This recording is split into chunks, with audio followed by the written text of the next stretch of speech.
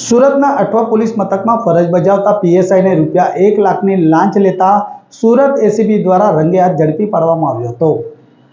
Surat ACB પકડમાં ઉભેલા આ આરોપીનું નામ લલિત પુરોહિત છે, જે સુરતના અઠવા પોલીસ મથકમાં પીએસઆઈ તરીકેની ફરજ બજાવે છે। મૂળ બનાસકાંઠાના વતની ફરિયાદી વિરુદ્ધ એક અરજી અઠવા પોલીસ મથકમાં થઈ હતી, જે અરજીની તપાસ લલિત પુરોહિત કરી રહ્યા હતા।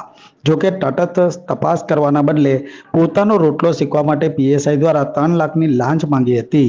બનાસકાંઠાના મૂળ ફરિયાદી વિરુદ્ધ થયેલી અરજીની તપાસ દરમિયાન ગુનો નહીં રજીસ્ટર કરવા પીએસઆઈએ ધાક ધમકી આપી ₹3 લાખની લાંચ માંગી હતી। જો રૂપિયા નહીં આપે તો ફરજિયાત ગુનો દાખલ કરવો પડશે તેવી ફરિયાદીને ધમકી આપવામાં આવી હતી।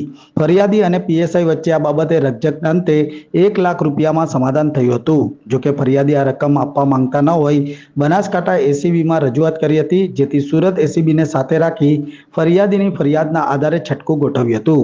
તે દરમિયાન પોલીસ સ્ટેશન નજીક ₹1 લાખની લાંચ લેતા એસીબીએ અઠવા પોલીસ મથકના પીએસઆઈ લલિત પુરોહિતને રંગે હાથ ઝડપી પાડ્યો હતો।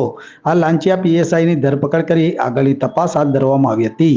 જોકે એસીબીની કાર્યવાહી બાદ અન્ય લાંચિયા અધિકારીઓમાં ભારે ફફડાટ પણ વ્યાપી ગયો છે।